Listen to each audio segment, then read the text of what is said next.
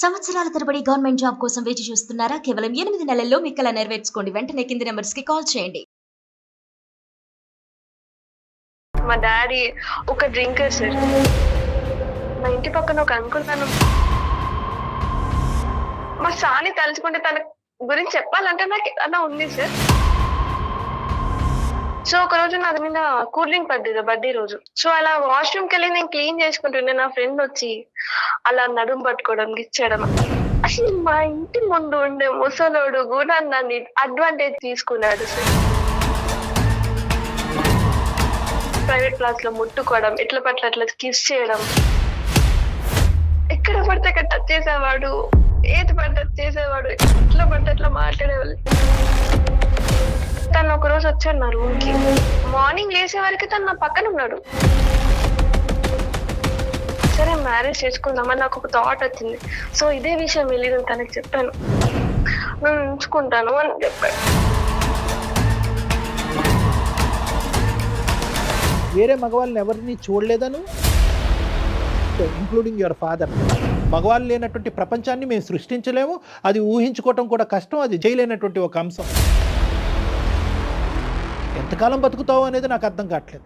నాకు అసలు జీవితం మీద విరక్తి వస్తుంది సార్. నాకు అసలు బతకాలని ఓపే లేదు.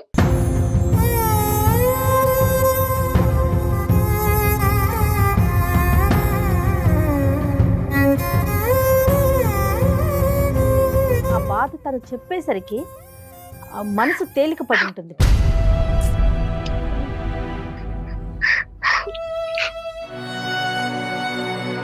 ఎవరికైనా ఏదైనా ఒక సందర్భంలో ఫేస్ చేస్తాం డాక్టర్ గారు, ఆడపిల్లలు ముఖ్యంగా. నేనైతే మాత్రము ఇటువంటి అబ్యూజ్ని డెత్తో కంపేర్ చేస్తానమ్మా. ఏ అమ్మా ఈరోజు శ్రీదేవికి 24 సంవత్సరాలు వచ్చింది, పెళ్ళెందుకు చేయట్లేదమ్మా అనేటటువంటి ప్రశ్నకి ఎటువంటి బదులు చెప్పగలదు మీ అమ్మ? వద్దు సార్, నాకు పెళ్లి అయితే వద్దు. వద్దులేనా? వద్దు. నమస్తే కళ్యాణ్ గారు. నమస్తే జయ గారు.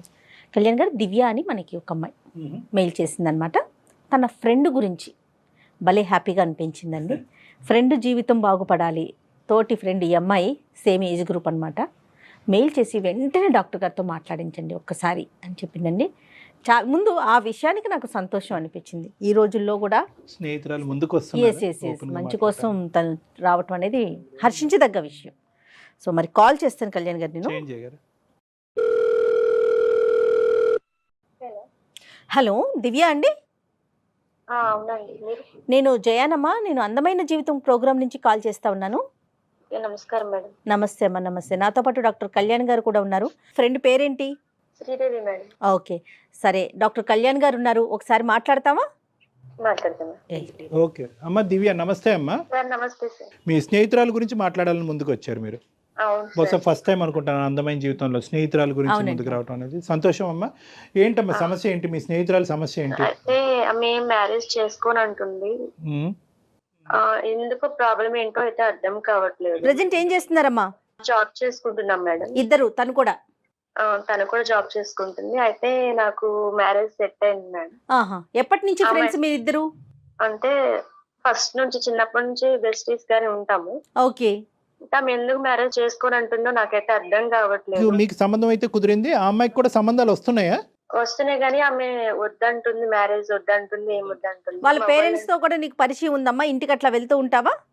వెళ్తాను మేడం. ఓకే. వాళ్ళు ఏమంటారు?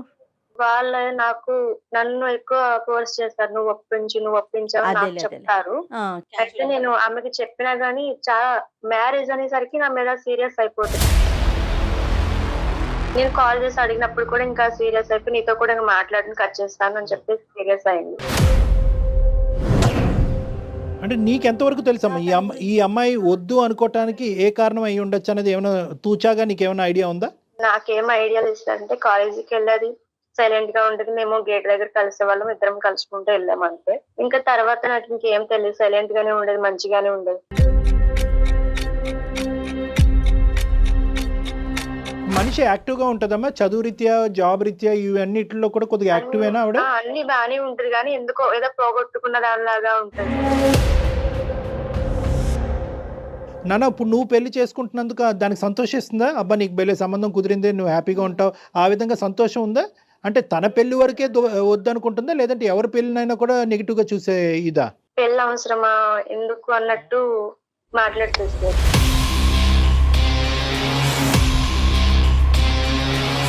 మగవాళ్ళతో కూడా మాట్లాడదు. మగవాళ్ళతో మాట్లాడదు. మగవాళ్ళతో మాట్లాడదు. మేము ఏదైనా సరదాగా జోక్ చేసినా ఒప్పుకోదు, ఆమెకు నచ్చదు. అంటే మామూలుగా ఈ కొద్దిగా అంటే బాయ్స్ ఆ జోక్స్ ఉంటాయి కదా, అవి కూడా నచ్చవు తనకి. అవును సార్. సో మగవాళ్ళు అనే ప్రస్తావనే తీసుకురాదు ఆ అమ్మాయి మీ డిస్కషన్స్ లో? లేదు సార్. ఓ ఓకే ఓకే. అందుకే నా వల్ల కాక. నీకు తెలిసినంత వరకు ఆ అమ్మాయికి లవరు ఎవరు లేరు కదమ్మా? ఎవరు లేదు సార్.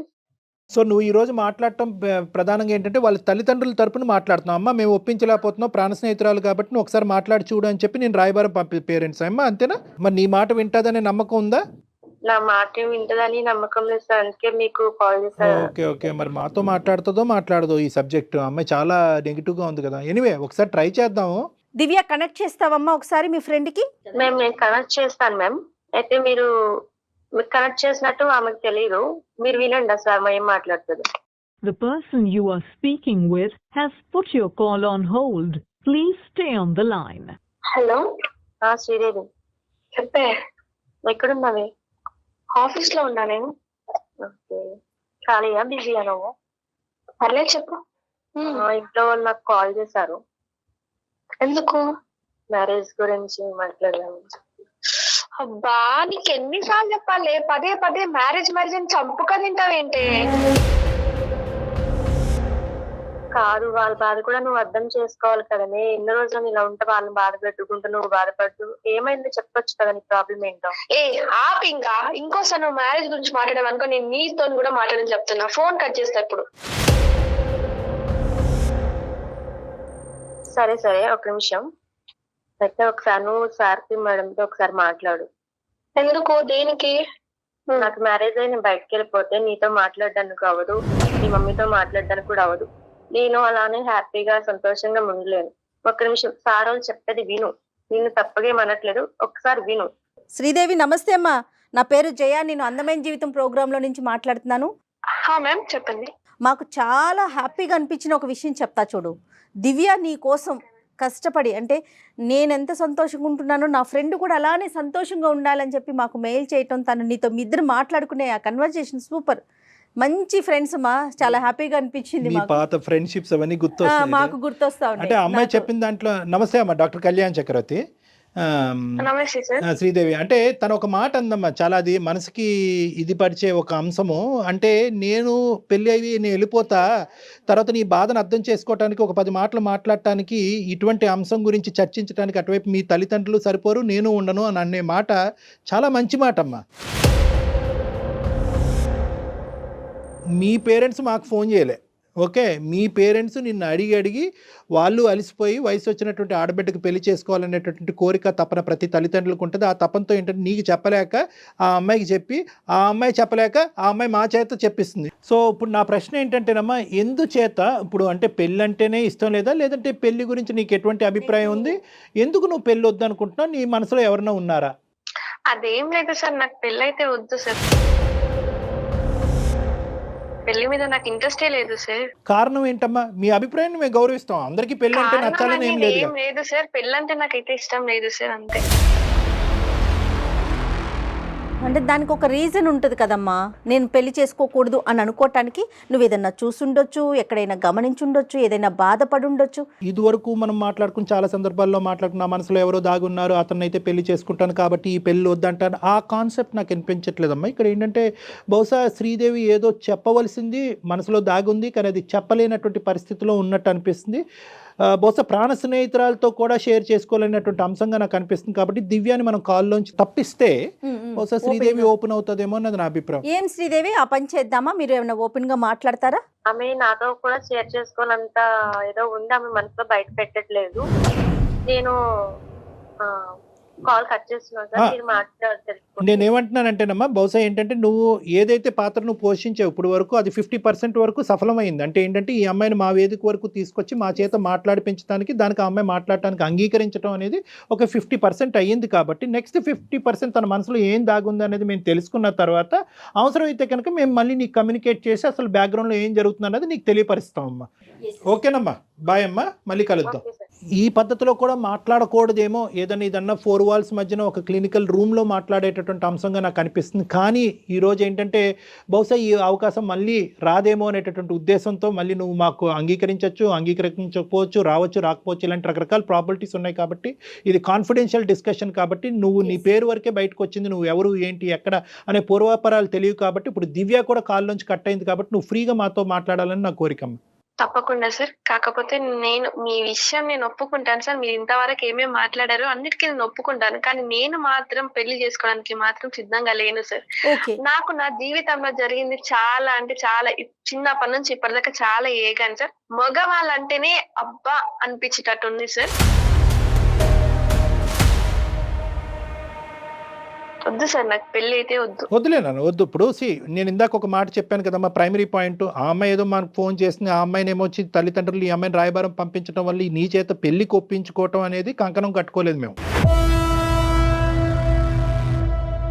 కారణాలు చెప్తే కనుక కొద్దిగా మనుషులు అనేటటువంటిది వాళ్ళు చల్లబడతారు. ఓహో, ఇంత జరగటం వల్ల ఈ అమ్మాయి ఇటువంటి నిర్ణయం తీసుకుంది అనేటటువంటిది నువ్వు చెప్పలేకపోతున్నావు.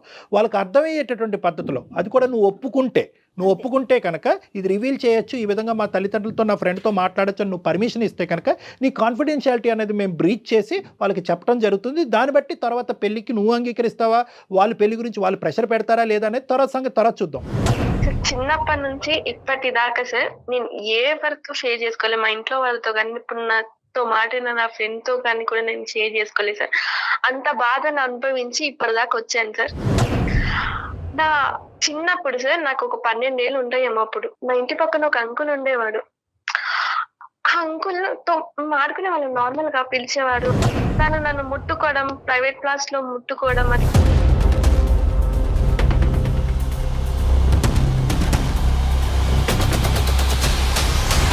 సో నేను అప్పుడు అన్నాను, అంకుల్ మీరు ఇలా చేయడం కరెక్ట్ కాదు, నేను మా ఇంట్లో వాళ్ళకి చెప్తాను అని అంటే తను అప్పుడు నన్ను వదిలేశాడు.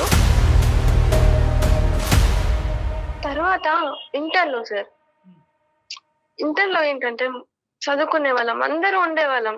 కానీ మా సార్ మాత్రం నా వెంట పడి అది ఇది మాట్లాడడం కానీ, మా సార్ని తలుచుకుంటే తన గురించి చెప్పాలంటే నాకు అలా ఉంది సార్. ఎక్కడ పడితే అక్కడ టచ్ చేసేవాడు, ఏది పడితే చేసేవాడు, ఎట్లా పడితే అట్లా మాట్లాడేవాళ్ళు. చాలా అంటే చాలా మాట్లాడేవాడు సార్. నేను అసలు దానికి ఆన్సర్ ఇవ్వలేక మళ్ళీ ఎక్కడ నా చదువు డిస్టర్బ్ అవుతుందో నేను ఏమని దాన్ని కాదు సార్. చెప్పలేదమ్మా ఎప్పుడు ఇంట్లో కూడా? శ్రీదేవి ఎవరికి చెప్పలేదా నువ్వు? లేదు, మేము ఎవరికి చెప్పలేకపోయాను ఆ సిచ్యువేషన్. నేను ఎవరికి చెప్పుకోగలను సరే. నేను అందరు ముందర బ్యాడ్ అవుతానేమో, నువ్వు చనువియకపోతే వేరే వాళ్ళు ఎందుకు నీ దగ్గరకు వస్తారు అని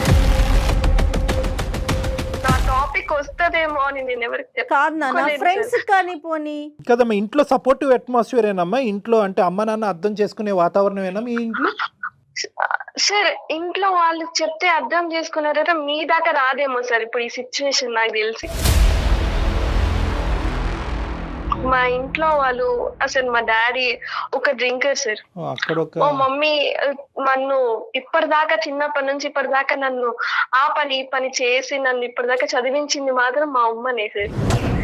ఇప్పుడు మా డాడీ మంచిగా పడ్డాడేమో కానీ మంచిగా ఉన్నప్పుడు అయినా వర్క్ చేసి మమ్మల్ని పెంచలేదు సార్.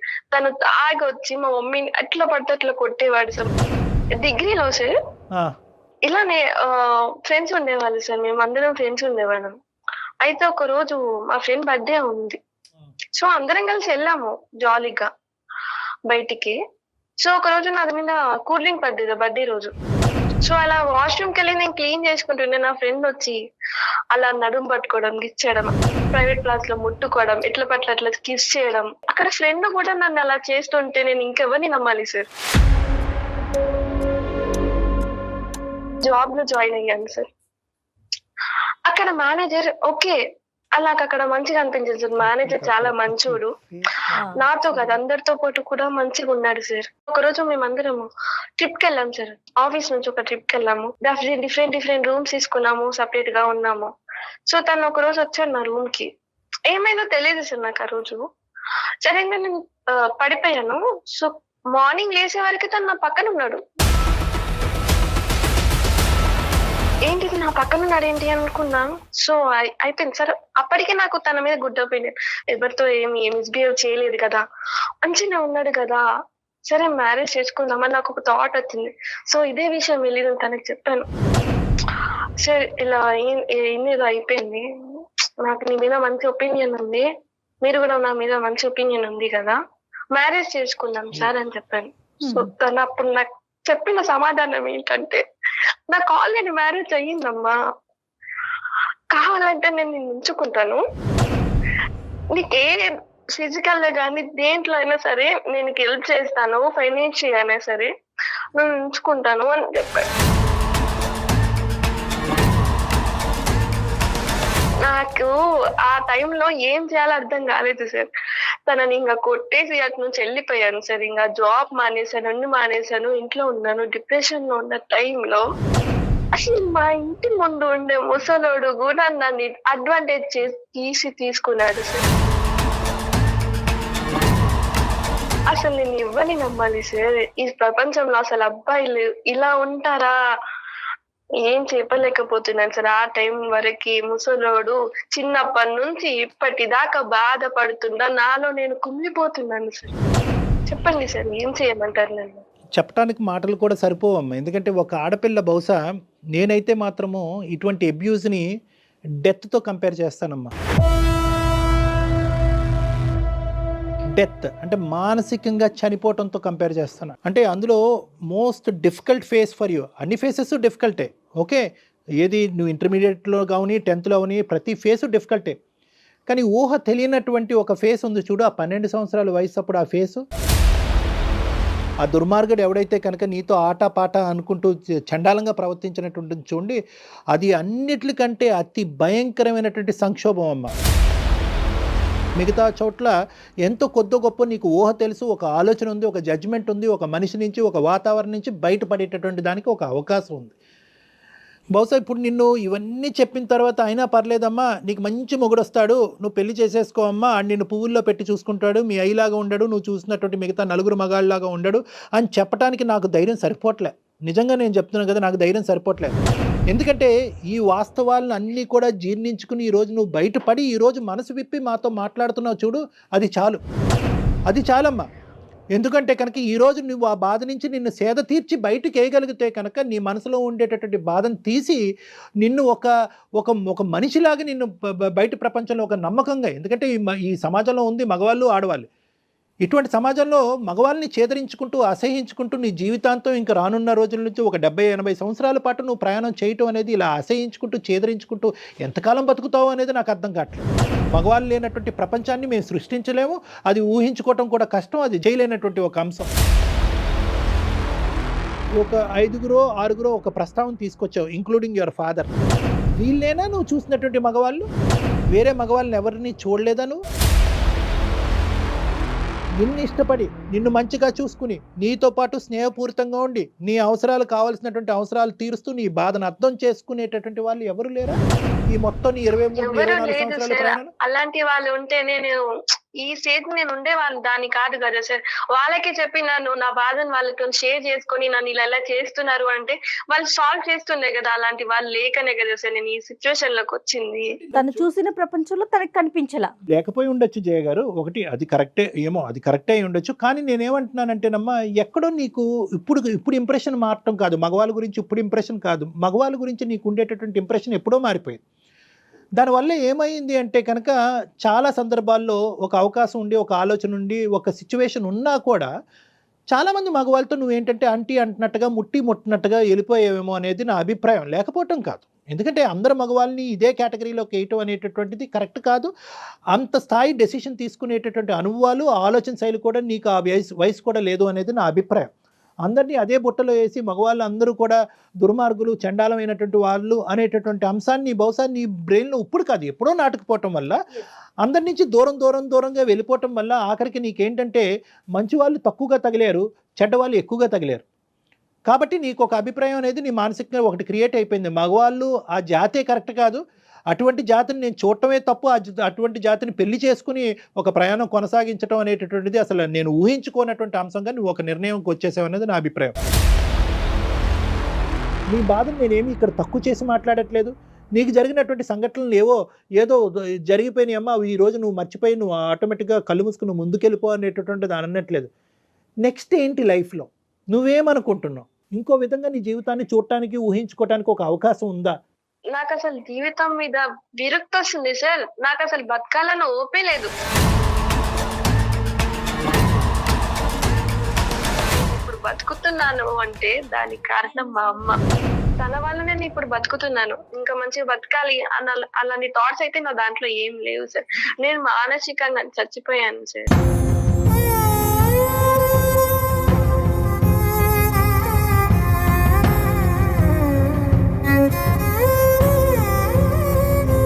కొంతమంది నా అనేటటువంటి వాళ్ళను నమ్మినటువంటి కొంతమంది మనుషులతో ఖచ్చితంగా అన్ని అంశాలు చెప్పుకోవచ్చమ్మా, అందులో తప్పులేదు. చెప్తే లాభం ఏంటి డాక్టర్ గారు అంటే కనుక చెప్పటంలోనే చాలా వరకు బాధ తరిగిపోతుందమ్మా, చెప్పటంలోనే బాధ తరిగిపోతుంది. నెంబర్ 1. నెంబర్ 2 ఏంటంటే తెలిసి తెలియనటువంటి వయసులో ఇటువంటి సంఘటనలు జరిగినప్పుడు అది ఏంటో అర్థం కానటువంటి పరిస్థితిలో ఎవరికి మనసు ఇప్పి చెప్పుకోలేము. కానీ ఎప్పుడైతే ఇంటర్మీడియట్ వరకు వచ్చావో, ఎప్పుడైతే ఒక ట్యూషన్ సారో లేదంటే క్లాస్లో మాస్టరో ఒక విపరీతంగా నీతో ప్రవర్తించడం మొదలుపెట్టాడో, అప్పుడైనా కూడా అమ్మకో లేదంటే మీ కజిన్స్కో, ఒక అక్కకో, ఒక తల్లి అన్నయ్యకో, ఒక తమ్ముడికో, ఎవరికో ఒకరికి చెప్పుకోవచ్చు. ఎవరూ లేరు అనేది కాదు ఇక్కడ ప్రస్తావన. చెప్పుకోవటం వల్ల బాధ తగ్గుతుంది. రెండోది ఏంటంటే కనుక నెక్స్ట్ టైం ఇటువంటి సందర్భం వచ్చినప్పుడు నువ్వు ఎలా జాగ్రత్త పడాలి, అటువంటి మనుషులు ఒకప్పుడు ఒక బౌండరీ దాటి ఆ విధంగా ప్రవర్తిస్తే కనుక వాళ్ళ మీద ఎటువంటి యాక్షన్ తీసుకోవాలి అని చెప్పేటటువంటి నాదులు లేకపోలేదమ్మా, ఉన్నారు. ఇప్పటికీ మానవత్వం అనేది ఉందమ్మా, మరీ అంత మానవత్వం అనేది మంట కలిసిపోలేదు. నేనేమంటున్నానంటే నీకు జరిగినటువంటి సంఘటనలు ఒక ఎత్తు, జరిగినటువంటి సంఘటనల్ని ఏ విధంగా డీల్ చేయలేకపోయావు అనేది రెండో అంశం. ఒకటి చెప్పుకోలేకపోయావు, పనిష్ చేయవలసినటువంటి విధంగా కొంతమందిని పనిష్ చేసి ఉంటే కనుక వాళ్ళకి ఖచ్చితంగా బుద్ధి వచ్చి ఉండేది. నీతో కాదు ఇంక ఏ ఆడపిల్లతో కూడా ఆడుకునేటటువంటి దానికి అవకాశం ఉండేది కాదు. ఎందుకంటే నీలాంటి వాళ్ళని ఎంతమందితో వాళ్ళు ఇది తీసుకుంటున్నారు. సో అది కేవలం నీకు సంబంధించినటువంటి బాధ్యతే కాదు, సమాజానికి సంబంధించినటువంటి బాధ్యతగా ఆ విధంగా నువ్వు అడుగు వేసి ఉంటే కాదు బాగుండేది. శ్రీదేవి, డాక్టర్ గారు అన్నట్టు నువ్వు సైలెంట్ గా ఉండిపోవడంతో వాళ్ళకి ఒక అడ్వాంటేజ్ కదా. నెక్స్ట్ ఇలాంటి పిల్ల ఇంకొక శ్రీదేవో ఇంకొకరు ఎవరో తగులుతారు, వాళ్ళు అది కంటిన్యూ అయ్యేది కదా. నువ్వు ఆ రోజే తిరగబడినట్లయితే, అంటే నువ్వు తిరగబడ్డావు, నువ్వు సేఫ్ జోన్లో ఉన్నావు, కాదనట్లేదు. కానీ ఎవరికైనా నువ్వు ఎక్స్ప్రెస్ చేసినట్లయితే, వాళ్ళు కొంచెం పనిష్మెంట్ దొరికినట్లయితే, అంటే జయ గారు అటువంటి వ్యక్తులకి బలం ఏంటంటే కనుక వీళ్ళ అమాయకత్వం. ఇది మనసులోనే దాగిపెట్టుకోవాలి, ఇది బయటకు చెప్పకూడదు. బయటకు చెప్తే కనుక నన్నే వక్రీకరిస్తారేమో, నా ఆలోచనే తప్పు, నువ్వే అంత చనువిచ్చావనేటటువంటి భయంతో చాలా మంది ఆడపిల్లలు ముందుకొచ్చి ఇటువంటి అంశాలు చెప్పరు. అవును. ఇప్పుడు నెక్స్ట్ ఏమనుకుంటున్నావు అంటే నువ్వు అంటే ఇంకా పెళ్ళి అనే ప్రస్తావన తీసి పక్కన పెట్టేసావు అనేది నాకు అర్థం అవుతుందమ్మా. కానీ నాన్న ఎలాంటి వాడన్నా తీసి పక్కన పెట్టేసే, నీకు అమ్మ మీద ఒక గౌరవం ఉంది, అమ్మ మీద ఒక ప్రేమ ఉంది. ఏ అమ్మా ఈరోజు శ్రీదేవికి 24 సంవత్సరాలు వచ్చింది, పెళ్ళి ఎందుకు చేయట్లేదమ్మా అనేటటువంటి ప్రశ్నకి ఎటువంటి బదులు చెప్పగలదు మీ అమ్మ? మా అమ్మాయికి ఇటువంటి సంఘటనలు అన్నీ జరిగినాయండి, మగజాతి మీదే ఒక అసహ్యం కలగటం వల్ల పెళ్ళి అనే ప్రస్తావన తీసుకురావట్లేదు, మా అమ్మాయి పెళ్ళి చేయాలనేటటువంటి ఉద్దేశం నుంచి మేము అందరం విరమించుకున్నాం అనేటటువంటి మాట మీ అమ్మగారికి చెప్పగలరా? లేదు సార్, చెప్పలేరు. అమ్మా నాన్నలకి ఏం చెప్పాలి అనేది ఒక ముఖ్యమైనటువంటి అంశం అమ్మ. బహుశా నీకు ఆ మెచ్యూరిటీ లేదేమో అనేటటువంటిది నా ఆలోచన. కాబట్టి ఆ అంశాన్ని కూడా మేము వాళ్ళకి తెలియపరుస్తాం, అంటే చెప్పే విధంగా తెలియపరుస్తాం. ఒకప్పుడు నువ్వు వద్దు సార్, ఇది కంప్లీట్గా నా కాన్ఫిడెన్షియల్ పర్సనల్ ఇష్యూ, ఇప్పటికీ కూడా నాకు అలాగే అనిపిస్తుంది, నా అనేటటువంటి వాళ్ళకి చెప్పి నాకు వాళ్ళని బాధ పెట్టడం నాకు ఇష్టం లేదంటే మేము ఒక్క అడుగు కూడా ఆ దిక్కును ముందుకేయం. పెళ్ళి అనే ప్రస్తావన గురించి మాట్లాడవు. కేవలం నువ్వు అనుకుంటే కనుక ఈ డిప్రెషన్ నుంచి నన్ను బయటకు వేయండి, నా ప్రశ్నలకి బదులు చెప్పండి, సమాజం గురించి నాకు ఏర్పడినటువంటి ఒక ఇమేజ్ని మార్చండి, నా ఆలోచన శైలిని కరెక్ట్ చేయండి అంటే కనుక నీకు హెల్ప్ చేస్తాం. సో ఈ 2 ఆప్షన్స్ ఉన్నాయి. నీ పేరెంట్స్తో మేము మాట్లాడాలా వద్దా? సార్ ఒక 2 minutes ఆగుతారా? నాకు అసలు ఏడుపు ఆగుతలేదు సార్. ఎందుకంటే చిన్నప్పటి నుంచి ఇప్పటిదాకా నన్ను అర్థం చేసుకొని దగ్గర తీసుకొని నా బాధను అర్థం చేసుకొని ఇలా మారుస్తాను నీ జీవితము అని అనేవాళ్ళు ఇప్పటిదాకా నాకు పుట్టలేదు సార్. మీరు నాకు దొరికినందుకు నా అదృష్టం అనుకుంటాను నా లైఫ్ లో.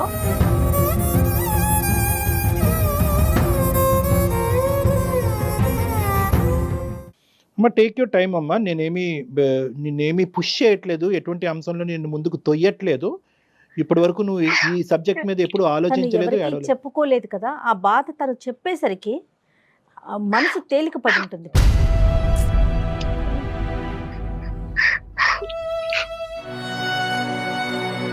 ఎవరికైనా ఏదైనా ఒక సందర్భంలో ఫేస్ చేస్తాం డాక్టర్ గారు, ఆడపిల్లలు ముఖ్యంగా ఏదో ఒక సందర్భంలో ఫేస్ చేస్తూ ఉంటారు కొంతమంది.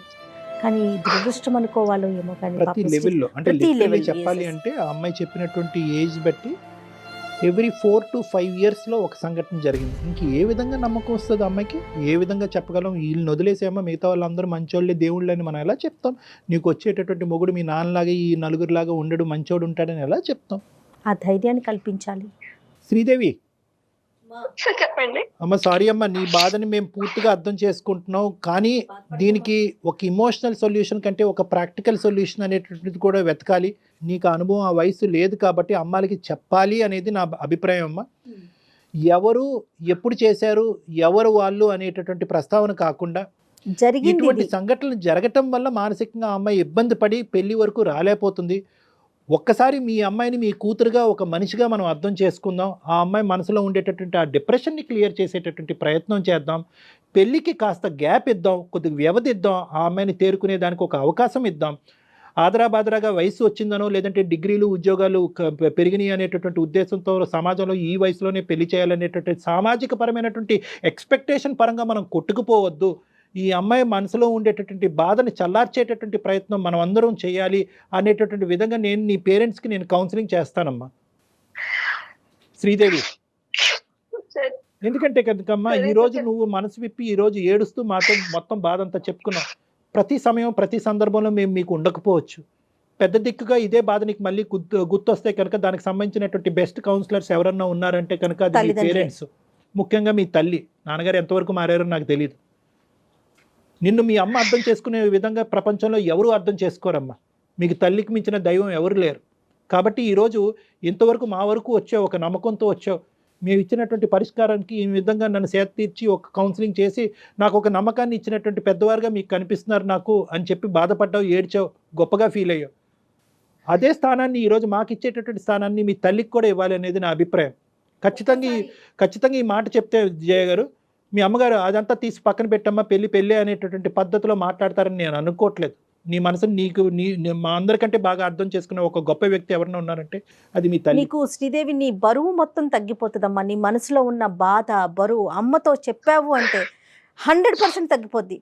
పెళ్ళి అనేది తర్వాత నెక్స్ట్. అది ఇప్పుడు వద్దమ్మా, ప్రస్తావన వద్దు. ఫస్ట్ నీకు కావాల్సింది ఏంటంటే ఈ ఓదార్పు, బాధ తీరాలి, ఉన్నాము అన్న ఒక ధైర్యం, ఒక నమ్మకం. తర్వాత ఏంటంటేనమ్మా లాస్ట్లో వచ్చేటటువంటిది ఏంటంటే కనుక నువ్వు నా ఎదురుగుంటా కూర్చుంటే కనుక నేను చెప్పేటటువంటి కొన్ని ఎగ్జాంపుల్స్ బట్టి, నేను చెప్పేటటువంటి కొన్ని ఇన్పుట్స్ బట్టి ఇటువంటి సంఘటనలు ఎంత ఫ్రీక్వెంట్గా సొసైటీలో జరుగుతున్నాయి, ఆడపిల్లలు ముందొచ్చి ఏ విధంగా గొంతిప్పి మాట్లాడాలి, సమయస్ఫూర్తితో ఒక ఆలోచన శైలితో అందరినీ అపనమ్మకంతో చూడకుండా కొంతమందిని నమ్మి ముందుకొచ్చి మనసు విప్పి ఎలా మాట్లాడాలి అనేటటువంటి అంశం ఒకటి తెలుస్తుంది. రానున్న రోజుల్లో ఒకప్పుడు ఇటువంటి సంఘటనలు పునరావృతం అయితే నీ జీవితంలో ఏ విధంగా రియాక్ట్ అవ్వాలి, ఏ విధమైనటువంటి విధంగా తక్షణ కర్తవ్యంగా ఒక స్టెప్ తీసుకోవాలనేది ఒకటి అర్థమవుతుంది.